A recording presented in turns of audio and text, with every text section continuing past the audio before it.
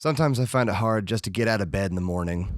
Leave alone the rest of my day, paying my bills, taking care of my family, buying those expensive eggs everyone pretends to care about. Take care of myself. Just trying to order lunch at In-N-Out to make it through a Wednesday at work feels like I'm selling my soul. Living through these times feels like I'm climbing Mount Everest, no matter how hyperbolic that sounds. And that's depressing as hell. No one lives at the top. We're all climbing uphill, so at least I'm not alone. So to climb one's Everest becomes the ultimate metaphor for personal triumph, right? Even when that's getting fast food like my dumbass does all too often. This is depressing. Sometimes I feel like I should do something more meaningful to fix the depression hanging over my everyday life. Maybe I should confront that mountain. But now here's the question. Do you want to scale the mountain face? Or do you want to kill it?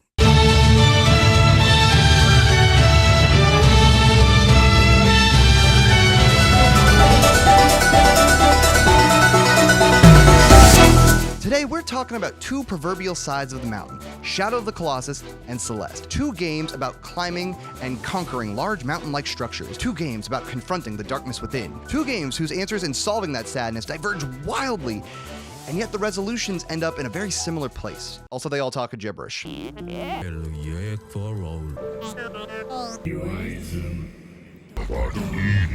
Now, if you've played them, you already know how well they've mastered the medium of video games. Colossus is well known for its use of ambiguity and minimalism, forcing your mind to emotionally connect with things that might not even be there. And Celeste's upfront portrayal of anxiety, connecting the metaphorical act of climbing a mountain with the literal act of one, is downright touching. And both of these games have a lot to say. But which one is better? Chocolate? Vanilla. Or hopefully less stupidly, I think the act of turning these games into a half-and-half milkshake and playing them together can actually help manifest that feeling of fulfillment that they create in gameplay for real life. Besides, these games only take a handful of hours to beat if you're any sort of good at them, so hey, maybe playing them could be a quick fix to feeling better. Please don't look at my death count in Celeste, I promise I'm having fun. Look, I know how to beat these games, and yet every time I play Colossus, I know how to beat these monsters. I find myself riding on top of them, trying to stab, holding down R2, just being like, come on, stamina, hang in there, baby, give him the stabbies! And in Celeste, even though I've collected these strawberries before, I still wind up throwing myself into certain death over and over and over, and come on, Maddie, just jump the way I tell you to. I want the silly fruit. But what are these games truly about? For Colossus, a game with an obsessive microculture around it even 20 years later, despite the fact that there's barely anything in the game, it's emptiness. The game is a meditation on giving into your sadness and the struggle to conquer it. For Celeste, one of the best games to speedrun, one packed with micro challenges to master as you master control over yourself, it's about opportunity, a reminder to relax and accept your flaws in order to keep moving forward. I frequently find myself playing both of these games when I'm at my lowest point, especially Colossus for my depressed ass brain. Sure, therapy and medication are the most effective tools most likely to dealing with the turmoil in your life, but sometimes people just need something more. Sometimes just beating a video game can feel equally gratifying. After all, the goal of video games and therapy can sometimes be the same, to just feel better or simply cope.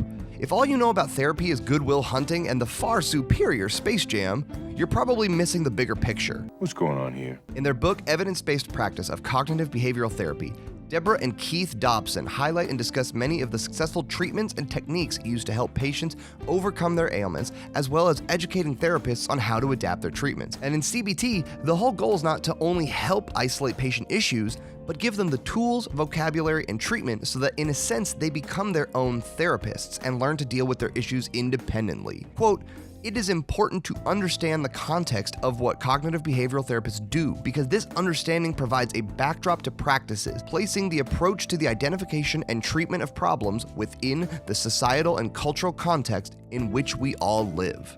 Now, I'm not going to pretend like I'm a total expert on this topic unless you count watching Shrinking as good enough, but the point here is that every person is unique.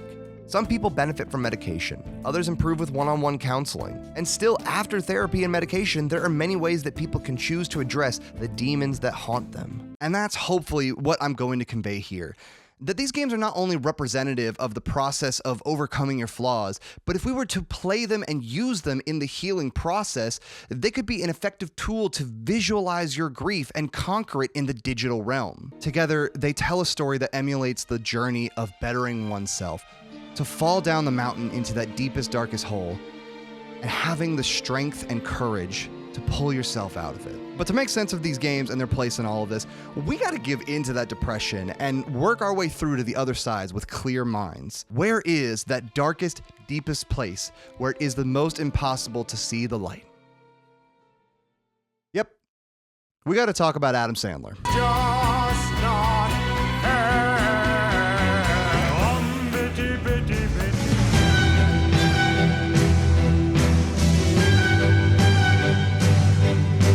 Hey, howdy, hi, and hello. I want to state this in very plain, clear spoken English. What I'm going to talk about today and the recommendations I'm going to give are absolutely no substitute for going and getting professional help. If you need to go get help in finding someone that you can afford, that you are comfortable with, and dealing with your issues, because whatever is haunting you, it can be overcome. I'm simply providing you with my own experience and my perspective on how these games have helped me in my journey.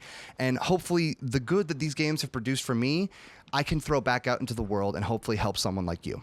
So please like and subscribe if you think bettering yourself and overcoming your flaws is super cool. Because if you don't, well then don't be rude about it, or I'm gonna call your mom and she's gonna be mad. So, Senor Adam Richard Sandler is sort of an enigma of a man. On the one hand, he's one of the most well-known comedy icons of the last 30 years, and his contributions from hundreds of SNL skits to Happy Gilmore to a surprisingly good number of animated films has cemented his status as a highly successful and respected comedy filmmaker. On the other hand, he really just sucks. Most of his films are super obnoxious, they have really lazy writing, and they take weird shots at different groups who absolutely don't deserve it. Even when they're technically well made, the idea of watching Pixels or Jack and Jill again just makes me want to pull my own eyes out so I don't have to ever watch another movie ever again. And yet, he has a surprising dramatic range, like in 2002's Punch Drunk Love, which Paul Thomas Anderson literally wrote for him. And Sandler would go on to do this dramatic turn several times over to great success. Whatever your feelings are towards the man, whether you think he's the master of comedy, he's not, a possible con man, probably not, or just a silly goofy guy who likes to make movies and is probably a Republican. He is. There's no denying his talent and passion. Also, he's really good at basketball, and that's my favorite thing about him. Except for maybe a 2007 film distributed by Sony Pictures that a lot of people have likely forgotten about. The buddy drama film Reign Over Me, where Sandler stars alongside Captain America 2, Lady Arwen, and Jada Pinkett Smith, who I will not say anything about in order to avoid collateral damage. The film's plot concerns Sandler's character Charlie Feynman as he struggles to grieve and move on from the deaths of his wife and daughters lost in the tragedy of 9/11.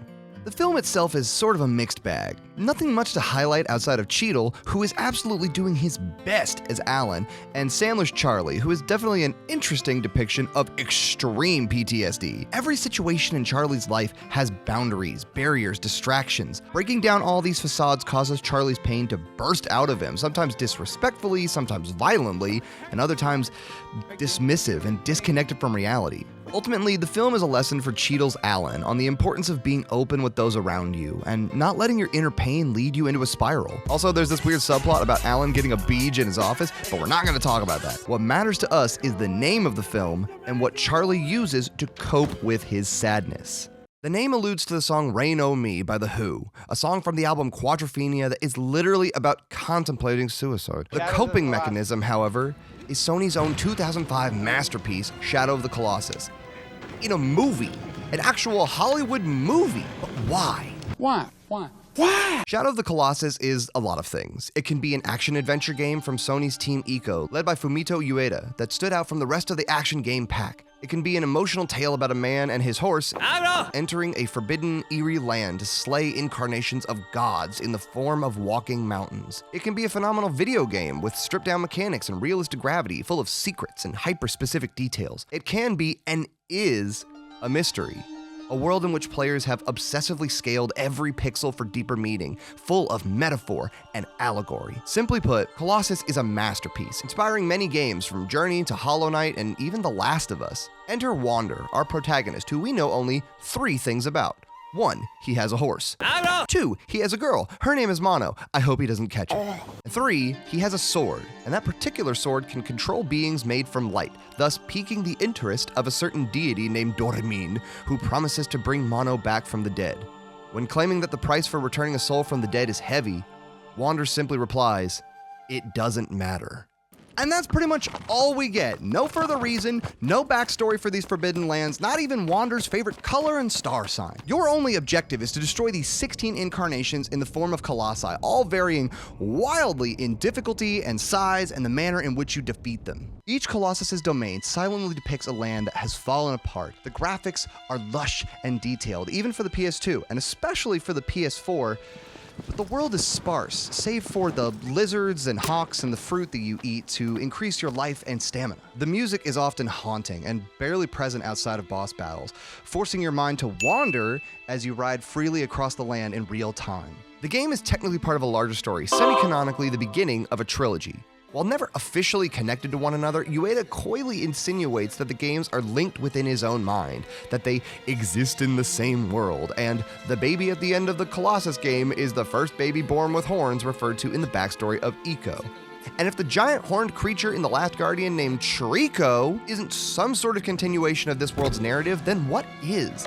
No, seriously, that's not rhetorical. Does anyone have any idea what the heck Last Guardian's about? I personally love this Soulsborne Zelda-esque style of storytelling where they just throw you into a world and give you very little context, forcing you to figure out how you feel about it. And in a game that feels this big, some might feel that it is better to have a stated, focused narrative over this loosey-goosey artistic idea. And to those people, I get it. If that's what your vibe, that's cool. But come on, y'all. How many times were you playing Horizon Forbidden West, roaming the apocalyptic wastelands in post-humanity, fighting robot dinosaurs and discovering the mysteries of our humanity's past? And you got painfully distracted by all of the crafting and random side quests and all of these NPCs who don't fucking mean anything. I'm not gonna tell anyone they're wrong for liking that, but if they want to claim that that is somehow more engaging than this beautiful and silent world as you fall deeper into self-corruption, then all I gotta say is, what's wrong with you? Shadow of the Colossus is an unparalleled GOAT in gaming for two reasons. First, this game is the definition of video games are art. Ueda himself is a gifted artist who graduated from the Osaka University of Arts in 1993, the greatest year in human history for no reason in particular. As someone who's not originally drawn to video games as a career, Ueda has stated that his design choices are influenced by his artistic background, and his mantra is something along the lines of design by subtraction. Which, yeah, that's a lot of subtraction. A lot of open land. In many respects, this game isn't even complete. The team had originally started with 48 Colossi, dropped down to 24, and then only released with 16 due to technical limitations and obsessive perfectionism. But I think this is for the best, because it means that all of the extra items and the hard mode and the time trials that you can unlock after you've beaten the game become optional and fuel to the fire of intrigue rather than these superfluous, necessary, video gamey style items. I mean, what even is the Harpoon of Thunder? Did Malice use it as a damn toothpick? But to fully cover all of this game's great qualities, let's just look at the process of slaying one of my favorite Colossi, the 8th Colossus, Kuramori. So Dormin does their whole godlike thing like, oh, and says, go kill this one. You get a close-up of its statue in the temple and oh my god! You're told it is a tail trapped within a pail deep within the forest, a shadow that crawls on the walls, and you go, oh, okay, so maybe it's like a spider or a lizard or something. Maybe I have to shoot it through the trees. You hop on Agro, hold your sword skyward, and are directed towards a new spot on the map. Oh, sweet map towers! I love Assassin's Creed! As you approach your destination, you think back to the 3rd Colossus and the forest that it inhabited atop a strange plate. Could previous locations like the temple and lakeside be combined? Then as you stop at the entrance, you find a bunch of lizards and you go, but then you realize none of them have glowy tails and get sad. Dang it, fellas! You wander in and realize you're in some kind of waterfall ravine and stumble upon a beautiful and isolated temple like you've just found a fairy fountain. You approach the surprisingly intact structure and then it hits you. Wait, where's the forest? Did the developers make a last-minute mistake due to planning? Or maybe, is there a deeper lore? You've certainly seen signs of change at other Colossi. In the canyon against Avion, there was clear evidence of there being some kind of fort or temple. Why was it full of water? You don't know. And because you don't know, you dismiss the thought and enter the temple. After a unique little jumping puzzle, you descend into what is clearly a Colosseum-style arena with a Komodo dragon-looking dude at the bottom and go, oh, tail in a pail. Oh, that's what he meant. You see different portions of the walls blown off, and suddenly you're on alert. You find a good spot to look down, pull out your bow, see those glowy legs, and go, yup. Got it! So you fire, and he looks up at you like, and he fires his poison lightning breath, so you book it to the other side because he just started climbing up at you, and whoa! He scuttles along the wall, so you shoot his legs to make him fall. Maybe noticing Wander has a unique animation only to this fight where he covers his mouth as you slowly lose health in the poison clouds. Then you leap to quickly go onto his exposed belly, and maybe die like I did, and you give him the old stabby, rinse repeat if necessary, and boom, conquered. The Colossus releases Dormin's essence. It enters Wander and consumes more of his mortal form. As the Tunnel of Light transports Wander back to the temple, your mind reflects on the fight. What purpose did this arena serve in ages gone past? Was it a place of sport, maybe trial? Moreover, what are these colossi and what are they for? Some are sealed away like the 2nd and 6th colossi, so surely they aren't necessarily protectors. Are they tests of courage to appease the gods? Or if they aren't gods or tools of the former people, why and how is Dormin trapped within them? Maybe Dormin killed their gods or was created by the hubris of humanity, and the sealed away forbidden lands are a testament to how our greatest downfall is often an obsession to conquer that which we do not understand, rather than live in harmony with one another. But then the whole cycle repeats as you move on to the next Colossus and attempt to understand its own unique challenge, bringing together your understanding of the game with that it refuses to reveal to you to create a unique experience. A place of intersecting points.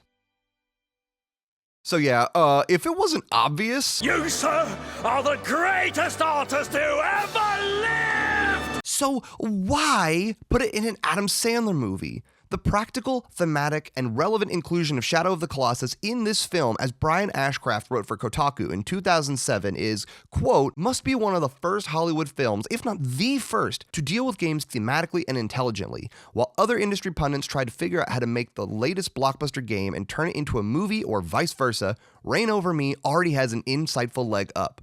Let the games speak for themselves. Even 18 years later, the medium of film has struggled to properly capture the feeling of video games as a medium and translate them for a wider audience. Sonic and Mario have made good movies for kids, sure, and Last of Us got a pretty good show.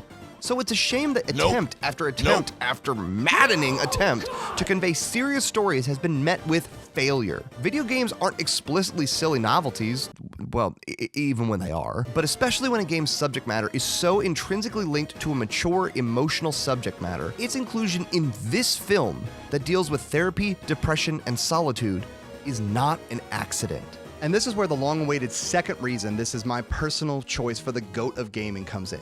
And that is, this does not feel like a video game. Now, okay, I mean, sure, yes, this is a video game because there are bosses and there's a goal and there's a health meter and this weird grabby hand thing for stamina. But the experience ignores the medium. You're not wandering. Do you get it now? His name is Wander. You're wandering through life as a gamer, but as an extension of yourself. Wander has essentially no personality, therefore yours is thrust upon him, and whatever his goal might actually be, it's vague enough that your own goals can be put there too. And if your goal happens to be overcoming sadness, then by God, it just might work. All of this connection between the displayed and the interpreted is possible due to a little thing known as Dante's Inferno. His writer, Dante Alighieri. It's where we get the word for allegory. Okay, this is a flex. I don't know what all of Ueda's intended deeper allegorical meanings might have been to this game, given his propensity to design things around an artistic image rather than a narrative. But it's not hard to pick some of these things out if you look even at the surface level. These allegories point to a failure of strength. And more specifically, they point to the one meaning that is very clearly intended by Ueda. Cruelty. Dormin is a demon god that tells you if you ever want your happiness to return, you must confront terrifying monsters and slay them, even if on their face they seem dormant and peaceful. Depression and pain often feels like a creature beyond comprehension, an all-powerful presence that dictates your fate and causes you to lash out or deal harm to others as you serve your own needs. Each of the 16 colossi are unique, some larger and more complex than others. Some resemble animals like a snake in a sandy cave or a turtle at the top of a waterfall. They have their own unique personalities, some more aggressive than others and defeated in unique ways. It's not hard to pair these to obstacles and flaws within yourself that you attempt to power through in your blind panic to get to the thing you think you need. And further still, with each Colossus defeated, the reality of that depression becomes more a part of you until you are consumed by it. A group of people from Wander's tribe, led by Lord Emon, keep hurrying towards the Forbidden Lands as you slay Colossi, all in order to stop you from unsealing the cursed lands? Sounds like the pressure of society bearing down on you and forcing you to conform. And hey, remember Aggro? Aggro! Remember how she would tenderly approach Mono with you and stay by your side through everything? Yeah, she fucking dies. Don't worry, you don't gotta cry. I'm just kidding. She comes back in the end. This represents losing hope in your journey, or the comfort of a safety net like a friend or family member. Or maybe it's the removal of a vice you've used to deal with your struggle. In its complete construction, Shadow of the Colossus is a story of the descent into depression, a journey of hopelessness that consumes you. And to address Ueda's intended theme of cruelty, what is more cruel than giving into your own madness, your pain, your shortcomings? Each abject failure, whether it be fear, vulnerability, or rage, is confronted, the seal torn open, and in the end, destroys the version of yourself you thought you knew, only for something more primal to enter in. This is the power of Shadow of the Colossus. There is no uniform truth to the society that once inhabited Kieran's Hill, the Parthenon, and the city ruins. Nor is there an explanation as to why these titans of the land exist, or why they hold the sigils that lock away the power of waking.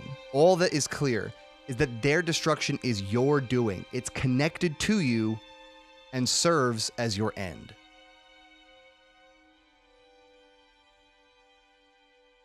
But now that I've struck my blade through the sigil and discussed the allegorical fall down this mountain, we need to look at its counterpart in Celeste. Because what I'm claiming Shadow does in allegory as a representation of the fall into depression, Celeste discusses in plain text the representative climb into recovery. And in a lot of ways, being that honest is way more effective. Hell, it's how we beat the damn game!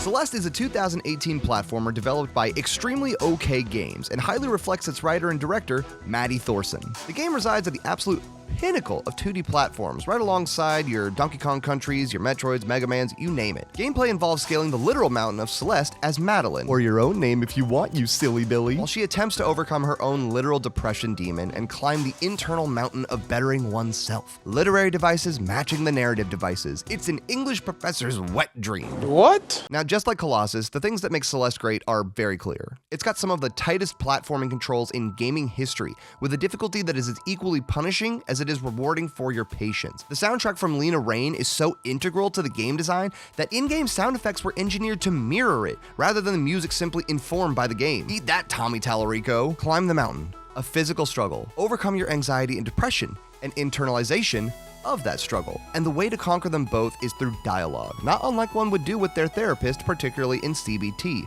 where you learn to treat yourself.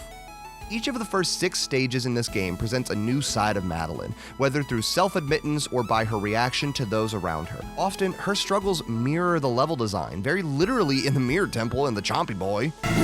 But here, unlike Colossus, is where dialogue and intended meaning are very important. And it only helps that there's actually funny dialogue in this game that was funny on purpose.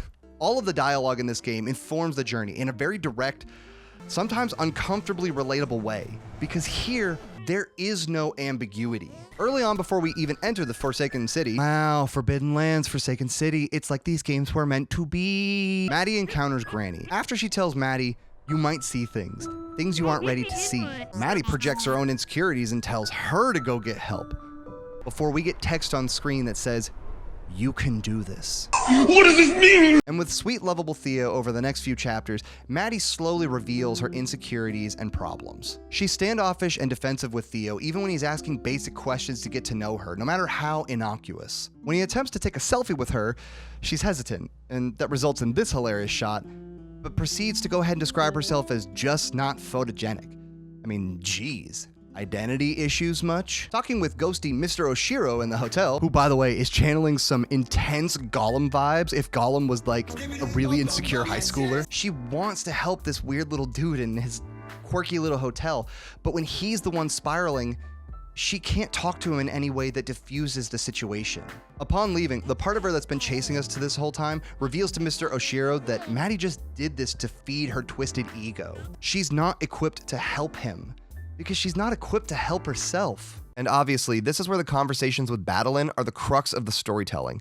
The conceit of the game is not that Maddie is simply trying to climb the mountain because it's something she has to do, but rather the mountain manifests those dark parts of her, and the relationship between them becomes the true mountain to climb. That part of Maddie is a big part of who she really is, a literal defense mechanism, as Theo wisely calls out. Maddie distances herself from kind people because she struggles to even acknowledge herself, let alone others. She calls out people for being crazy and needing help when deep inside she's denying herself the opportunity. When Granny says, sometimes it's hard to tell the difference between stubbornness and determination, we understand Maddie is confusing her steadfast desire to conquer the mountain as the answer to her problems, rather than simply stopping to think and get the help she needs. There are 3 moments in this game that really illustrate its relationship to the process of healing: Maddie's panic attack in the lift, the phone call that never was, and the final confrontation with Madeline. In Maddie's panic attack, we see that the darker parts of her are something that can be mitigated with a breathing exercise, an exercise to keep the feather afloat. This is a very common coping device and really needs no further explanation. If you've ever had a panic attack, it's literally the first advice anyone gives you is to breathe. After Chapter 2 concludes and Maddie has now met the more pragmatic part of her, a payphone rings and she has a conversation with who is presumably an ex-partner. After being told she doesn't have to make up a story to get attention, Maddie bursts out, "I'm not making this up. You always do this." To which she's eventually told, "Of course you're dreaming. I haven't talked to you in months. Why would I start now?" It's difficult when you're spiraling to realize that you are often the one who's hurting those around you by projecting your pain onto them. Sometimes you feel like you really do deserve the torture. Or in the case of the Mirror Temple, you might just feel like you deserve getting your head bitten off. I don't know. But the resolution to all of this well-spoken dialogue comes in the form of the final confrontation with Madeline at the end of the penultimate chapter. Don't yell at me about chapter 8 and 9, by the way, people. They roll the credits after 7. Throughout the game, multiple quotes have alluded to what this game is truly about. This mountain has meant so many things to so many people. I'm stuck in a cycle. Because you deserve this. I remember feeling normal, but now it feels just out of reach. No matter what I try, the first step of healing is confronting the problem. It's never easy. After chasing the darker and cute goth part of yourself down, the resolution is not a battle, destroying an enemy, or final barrier.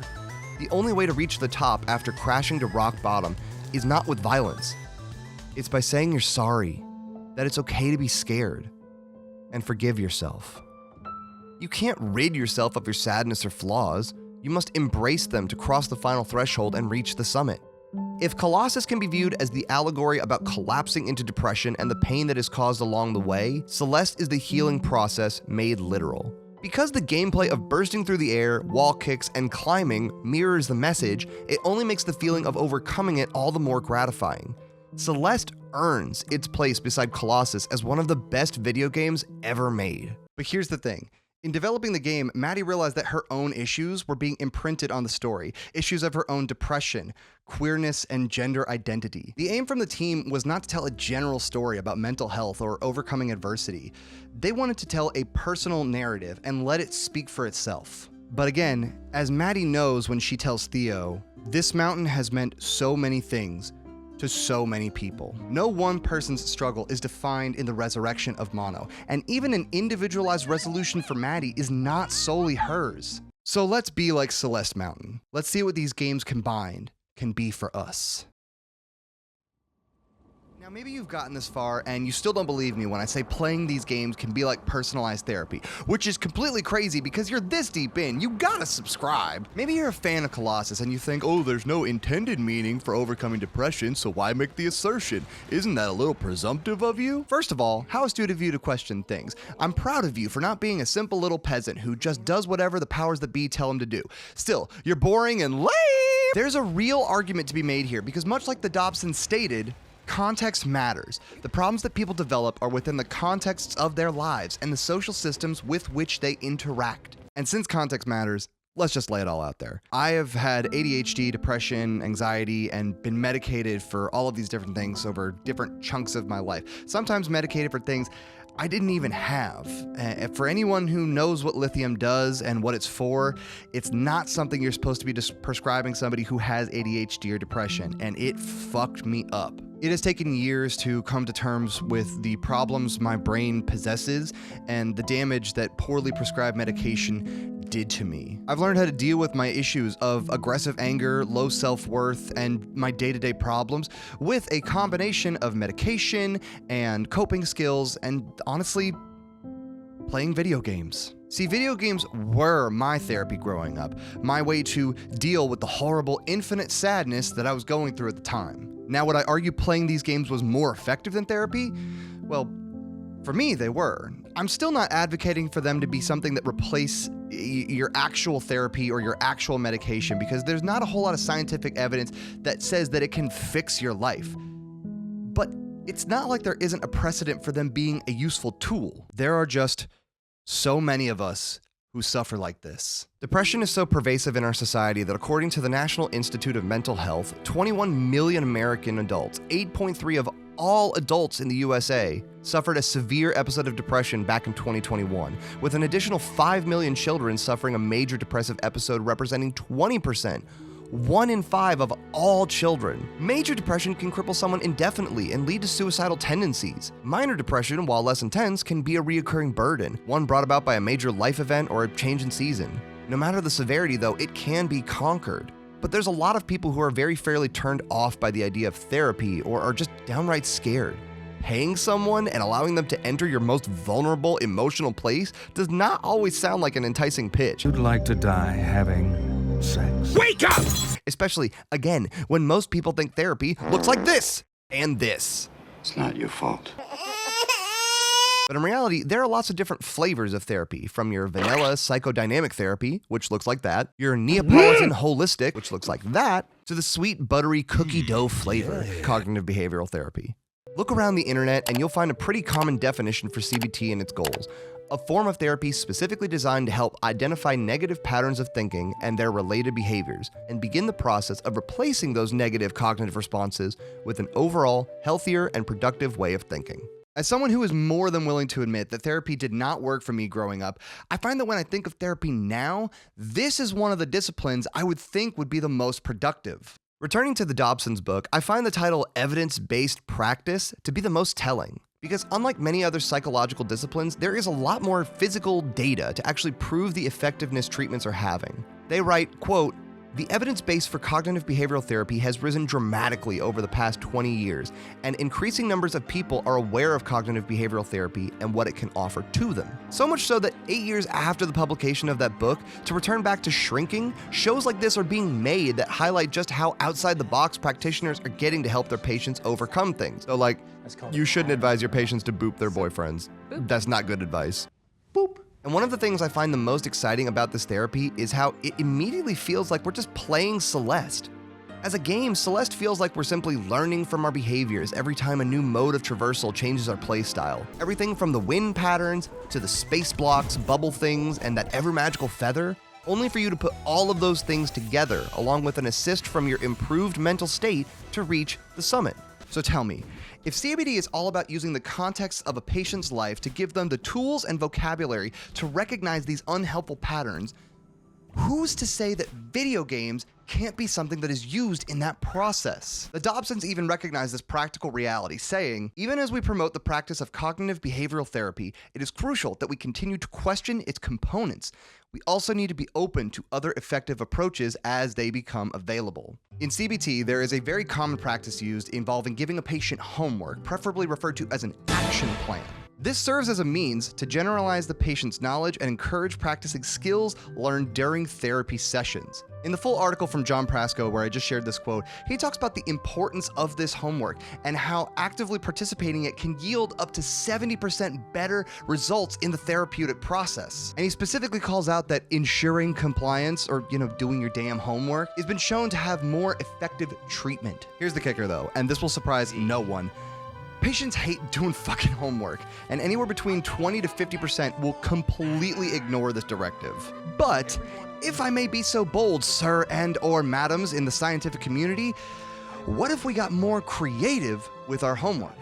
What about playing these games? Believe it or not, there's a precedent for this now, though the usage of video games in treating people is still in its relative infancy. Other studies have found that once basic controls are mastered, people exhibit positive benefits in mood, self-esteem, and motivation. Hell, there's an anesthesiologist from New Jersey, Dr. Anu Patel, who straight up gave Game Boys to kids before surgeries.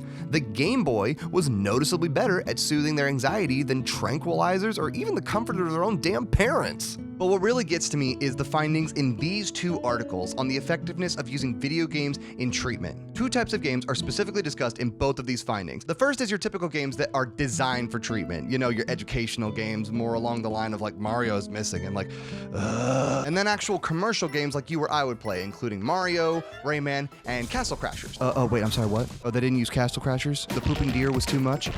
Yeah, okay, that makes sense. Within these findings are a few interesting points that I want to call attention to. One, current research seems to focus less on the effectiveness of the games and more on playability and acceptability. Two, EGE or off-the-shelf commercially available games are easier and less expensive to acquire and update. They provide a much larger set of options and are generally preferred by children and adolescents, but require much more engagement from the therapist. And three, commercially available games hold important promise as a powerful new therapeutic and preventative tool, especially in the treatment of developmental coordination disorder and autism spectrum disorder. Translation, there is a whole world of possibility for games to explore, including, as Kotaku mentioned, to deal with games intelligently and thematically. So now we return to the thesis of this video. All of this jargon aside, am I really making the case that playing video games can be an effective tool to cure your depression? Yeah, I kinda am. There are tangible, real-life benefits to playing video games, especially those that are contextually relevant to whatever you're dealing with and using them in best practice, because we have measured these things. But again, context matters. You probably can't play Grand Theft Auto to get over your fear of spiders, and you probably can't play Tetris to get over a fear of heights.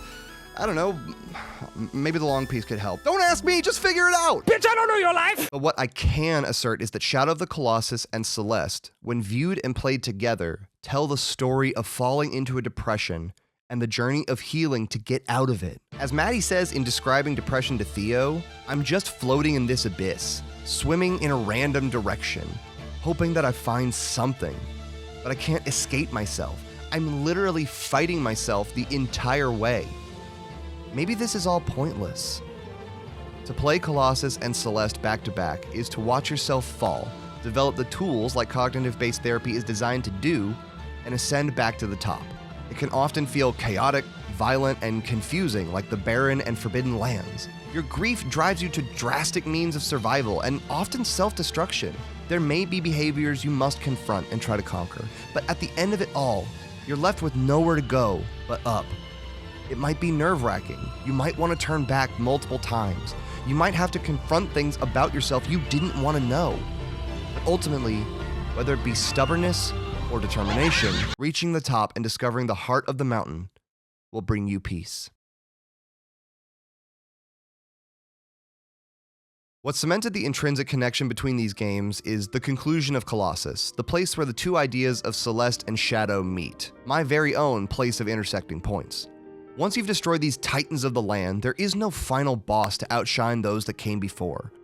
There is only your transformation into the great dark beast Dormin, and eventually, your destruction. Mono awakens alone, and Agro returns to her side, a small baby with horns left for dead in the shallow pool of the shrine. What is the meaning of all of this sadness and isolation? It's this. It's a rebirth. The bridge now collapsed, the newborn Wander lays in Mono's hands as she strides alongside Agro up the ramp and into the temple garden. The game looks like it may end on a somber note, these three souls trapped forever in eternal solitude.